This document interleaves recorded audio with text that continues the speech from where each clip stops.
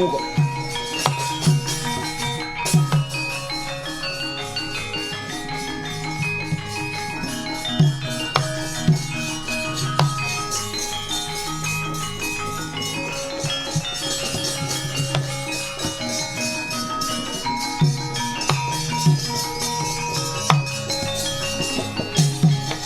Semareka den prayitna semurire iku ambalik teteyoni gandayani Ratu Ndarawati rawuh mrene kok lagi saiki Kakang Semar sepira lupute Ratu Ndarawati aku nyuwun pangapura njaluk ngapura kok nyang Semar dika niku nggih pamong Pandhawa padha karo Semar iku.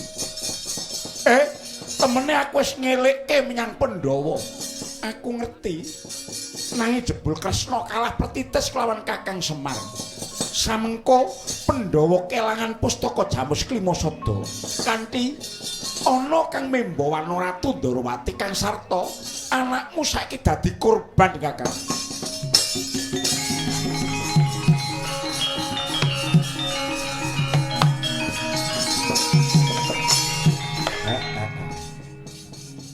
Dadi ngono saiki. Saiki tak aturi jengkar. Kakang Semaraku ya mundhut pangapura ya. Wis tak apura kabeh. Kuranging pertitis saiki sewang-sewangan. Sewang-sewangan. Ndika kudu goleki nganti sak ketemune Jamus Klimasada. Iya Kakang. Kakang Semar. Yen ngono paribasan gelang alit. Supaya Kakang Semar tetep dadi talining Pandhawa.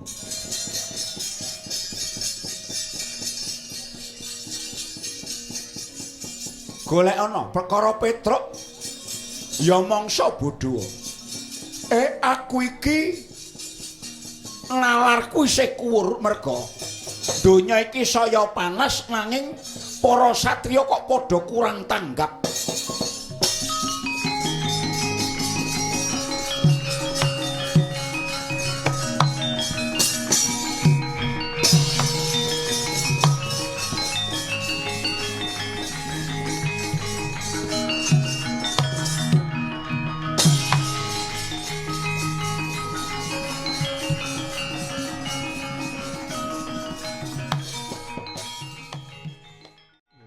Petruk piye, Pak? Petruk. Jare ngendikane Bathara Kresna Petruk dadi korban ki korban piye, Pak? Apa karo kelangan sedulur? Monggo Petruk anake cilik-cilik, Pak. Ya mung sing rada gedhe kae sing iso ngendang. Pak, Petruk piye, Pak? Kowe aja mrembak-mrembik. Kowe ngetutno ndaramu Janaka. Lah bapak kowe aja ngurusi aku. Aku kepengin nakokke kahanan iki menyang sing duwe wenang.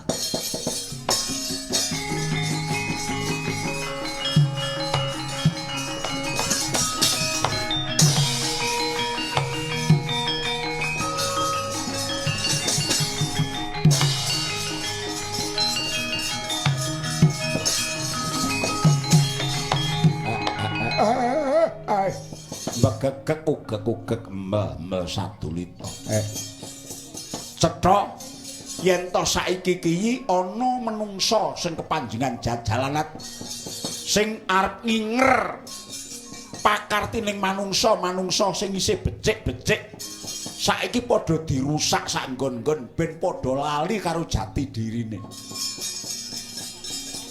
Menungsa-nungsa druhun sing kaya ngono kuwi sing kudu enggal disingkirake saka bumi kene. Yen ora enggal dilungake saka kene ora mung dadi reget dadi woh. Aku ku ya gumun setahun. Lho ing ngatasé wong-wong kene kuwi duwe budaya dhewe, duwe adeg-adeg dhewe, duwe cekelan dhewe. Lah kok senengane kok katut karo wong kono-kono sing ora karuan genahe.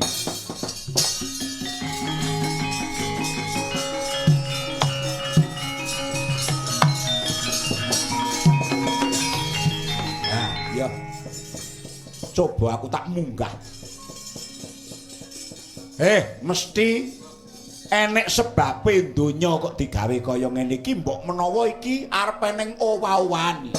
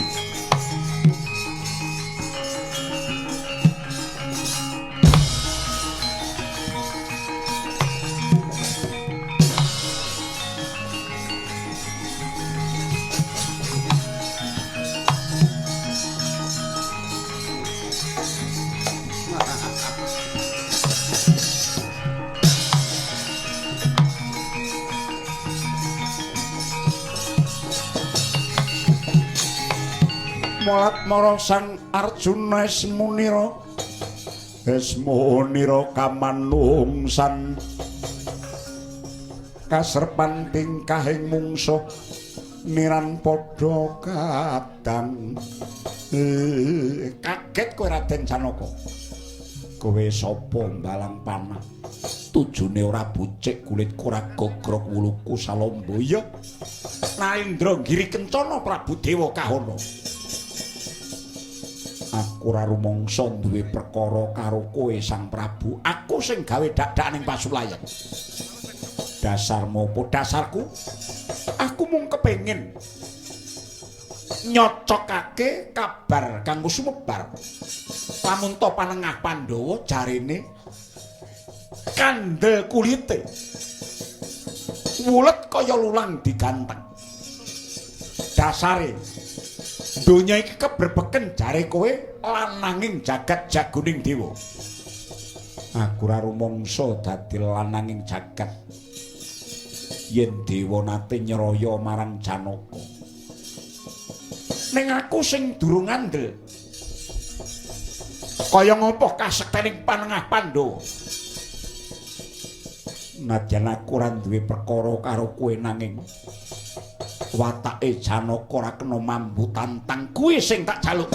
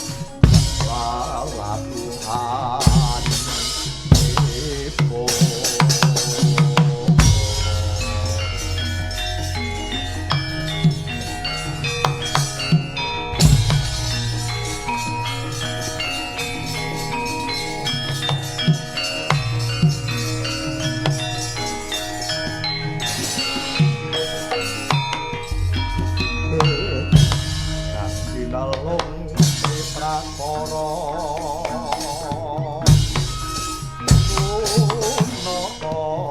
punakaya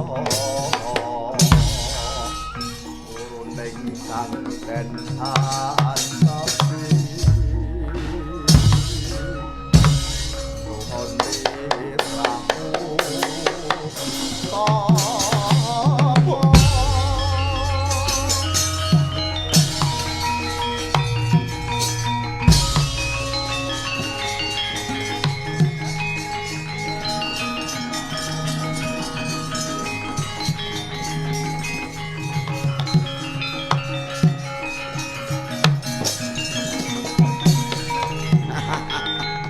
Wah, bobot tenan.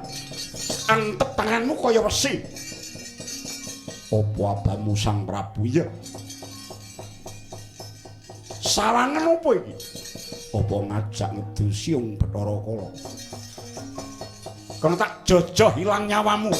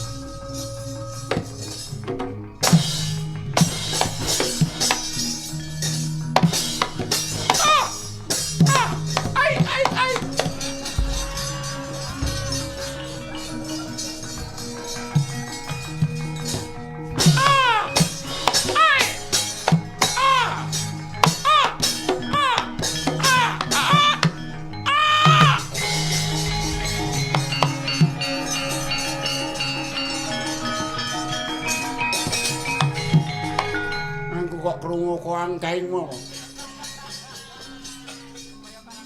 Aduh. Janaka mek ajeng nyulek mripat kula. Nah kaya dadak oai-oai. Kula meh kawon, wis kalah dadak meh. Oh, meh. Mundur kana. Menapa mboten isin kula ratu? Ora tuwa dadak isin. Aku sing pendhita ora isin.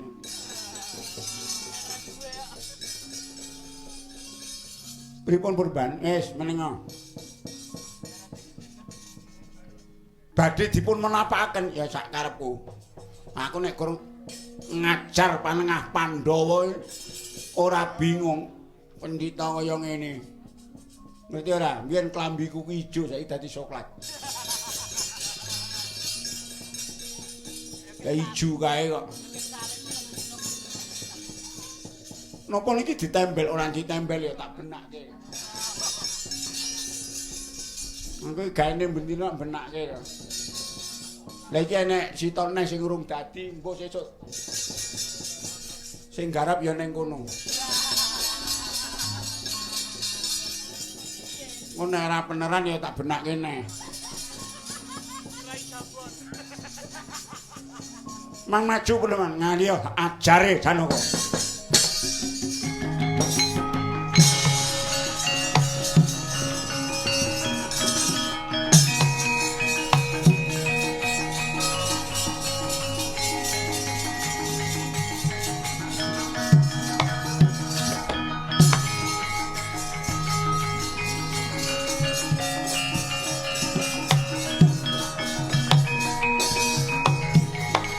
Gus, mang mundur. Ana apa? Nika wau ratune kalah saniki enten Mbah Tuwek sing maju. Wong tuwa so. Nika duka napa nika? Wong nggen ndas sirah. Nggen sirah niku diubel-ubel. Diubel-ubel apa? Duka ngono nyandange niku nggih aneh ngono. Apa kuwi pendhitane? Pon nak mundur yen.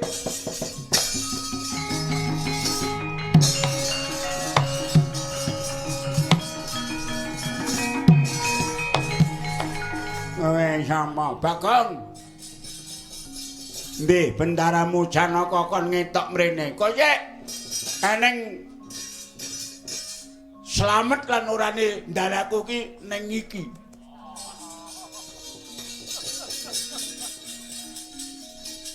Daramu kon rene mesti kalah. Lah mula gandeng daraku ku nek kalah. Ya piye no engko sing tak eloki sapa no? Wong aku ki saiki ki golek gawean ya angel.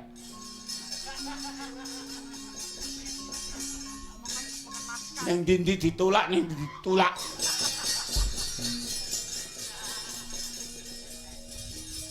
Kowe pendhita sapa? Begawan Dewane Ngrat. Kowe pendhita saka ngendi? Rasah ngerti. Nek diturut-turut munggah aku iki sik turune Begawan Wisrawa. Kowe ngaku-ngaku turun pendhita kondang. Kowe nek kene mareng ngapusi wong-wong kowe. Cangkem elek kowe. Aku yang gumun, angge kelebon mong kaya diapunmu ora mesti mung gawe gendra sak nggon-nggon. Ora enak sing ngandel. Begawan Wisrawa ki jaman Lokapala mbiyen. Turunane Begawan Wisrawa ki pedhot. Ora kowe ngaku-ngaku turun Wisrawa, Pak samplo ndasmu motor kowe.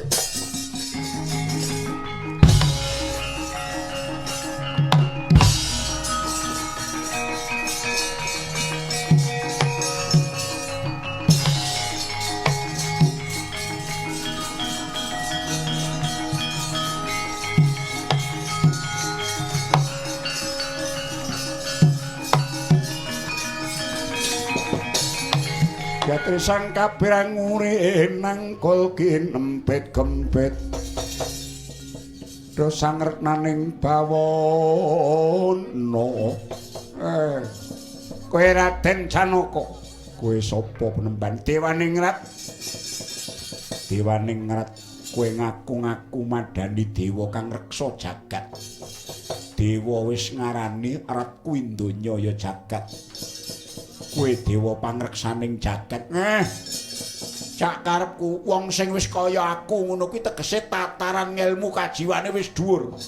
Dadi aku gawe jeneng Dewane Ngrat ya kena, gawe jeneng Wenang Purbane Ngrat ya kena. Merga dewaku wis maringi keluwihan menyang aku. Dadi aku Dewane Ngrat ya Wenang Purbane Ngrat. Pancen niatku mung kepengin nyirnake para Pandhawa. Mara gagaku paten ana. Bisa nyingkirke Janaka kowe pendhita pengpengan tak guroni. Ah, nyingkir tenan.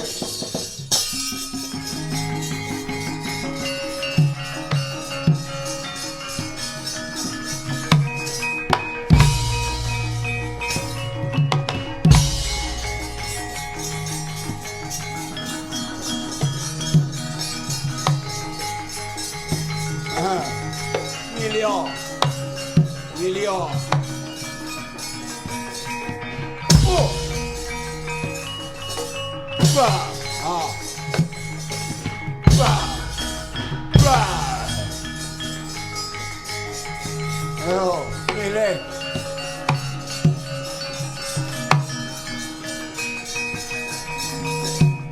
Bah.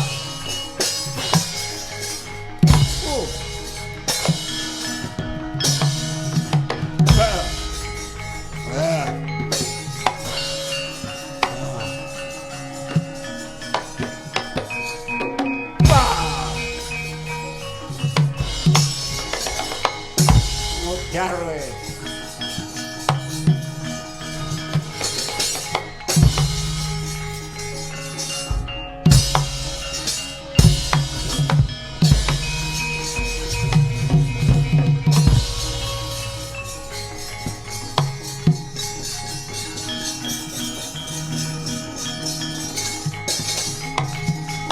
Ya, sawangen pripun penembane deloken.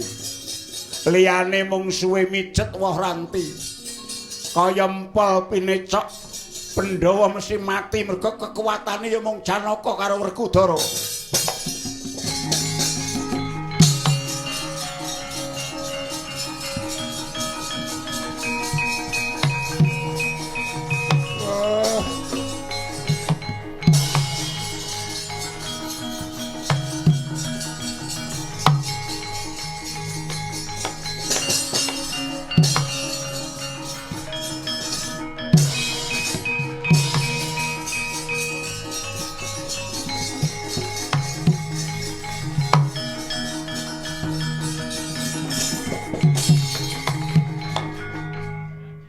Kowe iki kenapa Janaka? Koko Prabu. Awrat sanget sesanggenipun kula pinanggih Nalendra naminipun Prabu Dewa Kahana. Sareng nantang kalian Janaka kula ladosi mongko pujangganipun ingkang nami Dewaningrat majeng palagan wonten daya pangaribawa ingkang panas nyamber pun Janaka satemah kula kendang saking pabaratan Koko Prabu.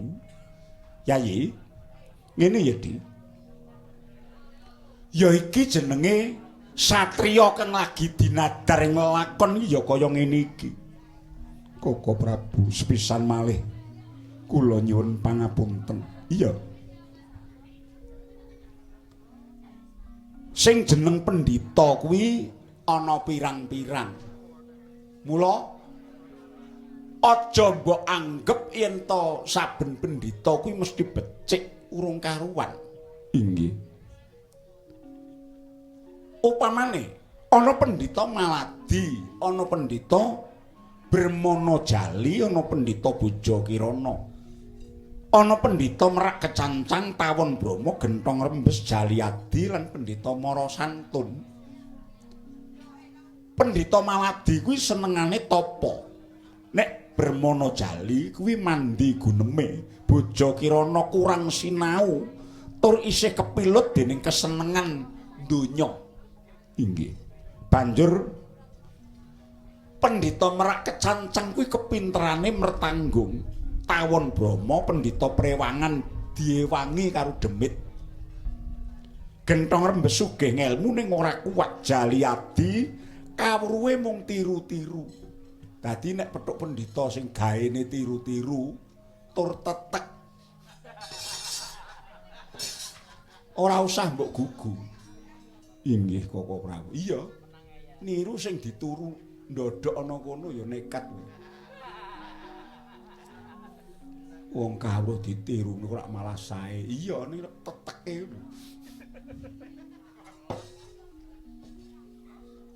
Lajeng Mara Santun kuwi pendhita ingkang senengane njejaluk. Lah etungen dhewe yen ana sandangan jejubah Brahmana kaya ngono kae sirahe diubel-ubeli ketok kaya wong suci ning lereke mung ngapusi kaya ngono ki terus piye? Nanging kok sekti sanget Koko Prabu. Ya sekti. Adat rupiah sing wis wong sing wis wani ngaku-ngaku kaya ngono ki mesti duweni kasekten. Ning sing didol ya mung kasekten jaba. Jerone ora ana apa-apane. Inggih Koko Prabu. Lajeng kados pundi?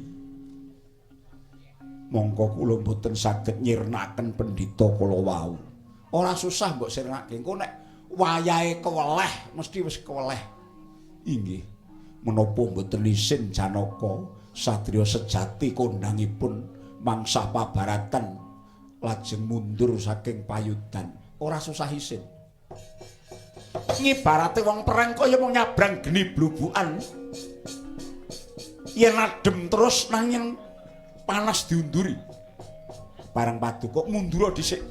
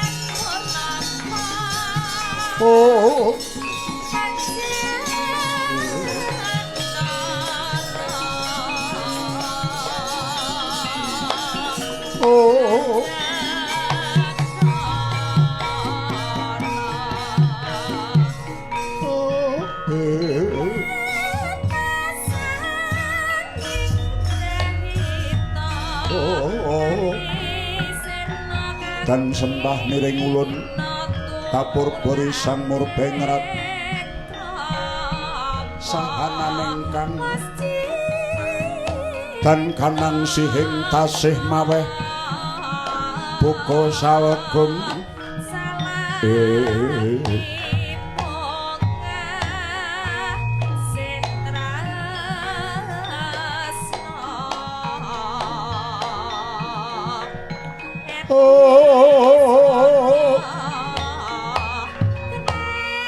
masiring delahan dan kanang sing tasih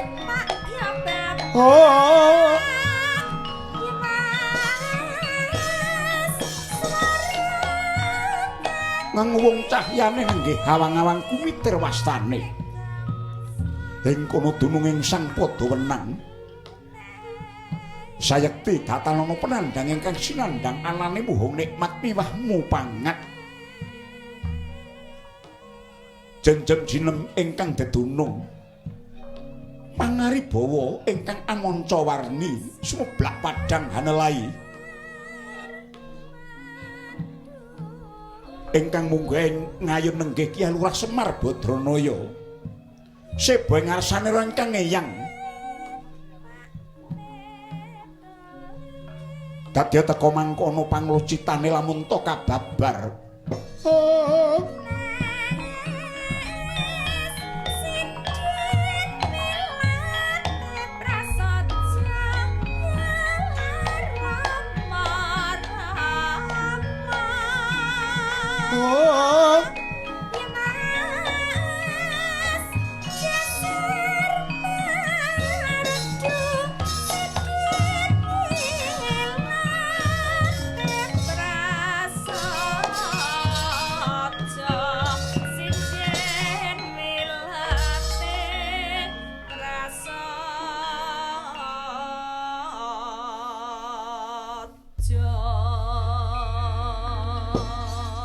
wis meh rina bang wetan sumamburat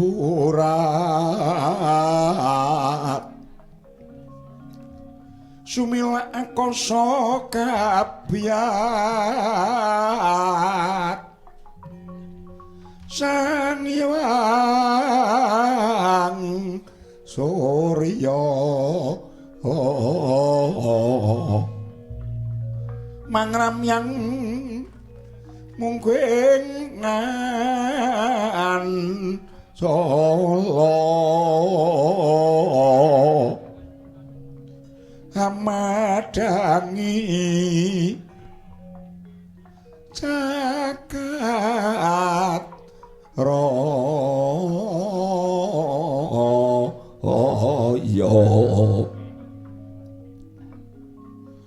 sahyanira jenar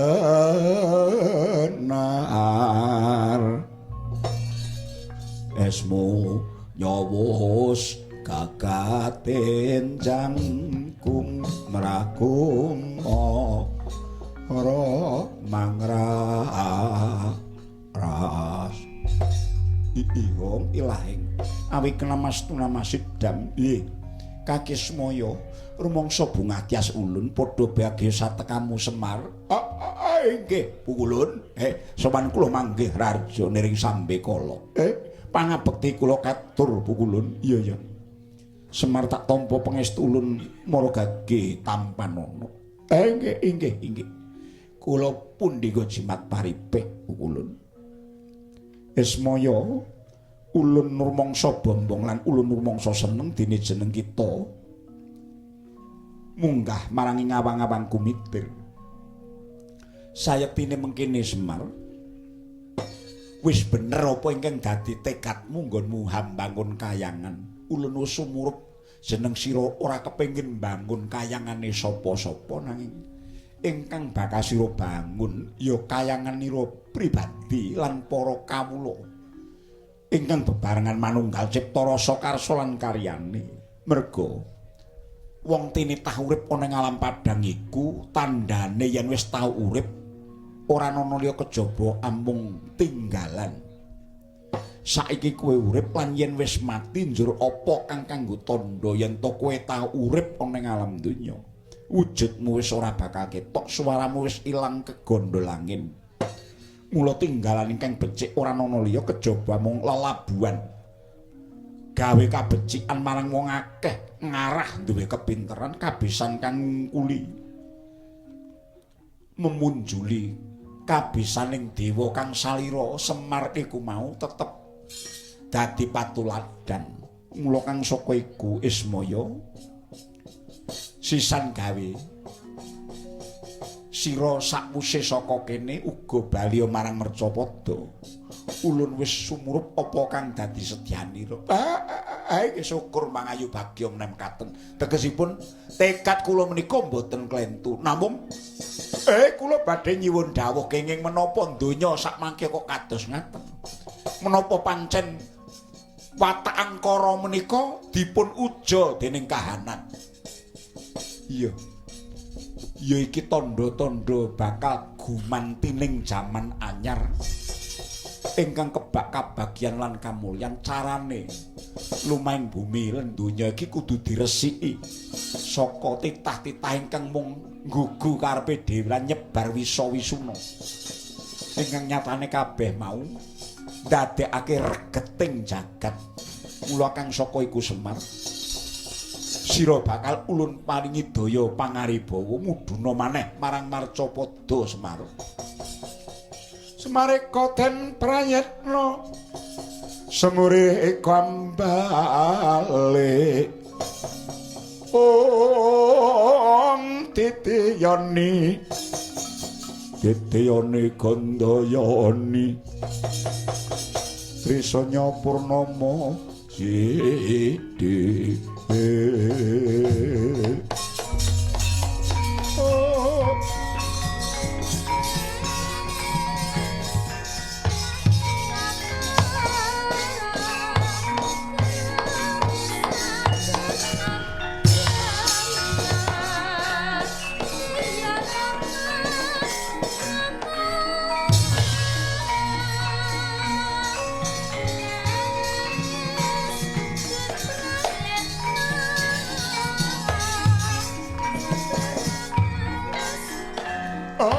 ngaturaken panuwun pukulun daya linangkung ing paduka paringaken. Nadyan ulun ngerti sira iku wis ora butuh apa-apa, nanging sira duweni tanggung jawab ingkang ora enteng ngemong para satriya ingkang luhuring budi. Semar wis bener kowe ngelingke kang padha lali, benerke kang padha luput, kang sarta kowe njaga aja nganti momongaken kena bebaya. Nggih ngestaken dawuh kanthi pawadan anggonira hambangun kayangan sayekti dadi tandha makartining Semar sejati ingkang wis bali marang jejere wong-wong kang padha manut marang sira. Merga sira dianggep uga danyanging kahanan. Nggih ngestaken dawuh pukulun kula nyuwun pamit. Duga-duga digawa ngati-ati aja nganti keri. Nggih ngestaken dawuh. Mara gage baliya dina iki. Inggih pukulun.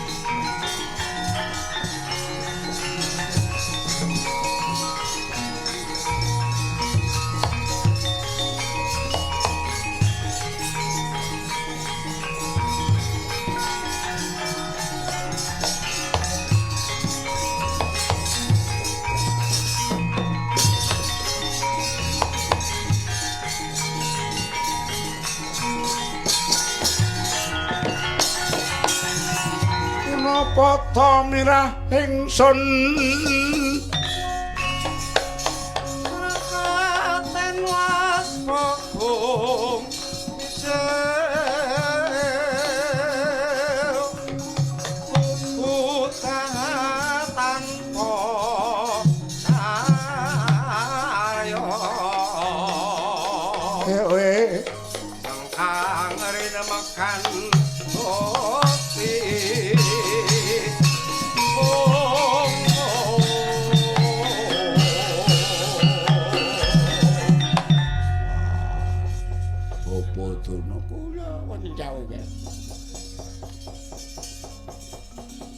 kula remen dene Ngastina gadah pujangga enggal ugi ingkang jajar lenggahipun Bapa Durna inggih menika Begawan Dewaning Rat ingkang sagah damel ringking Pandhawa. Nggih.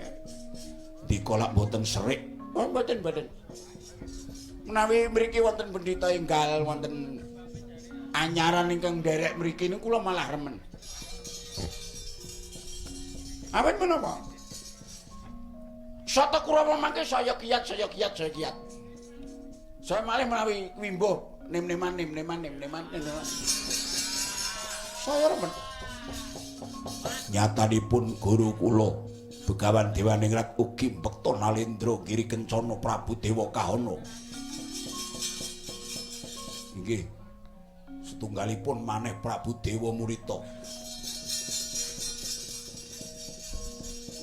Inggih Prabu Rewang. Nggih ngari nggih. Nanging kula entosi kados dene ngenteni sileming palwa gabus kumampanging watu item.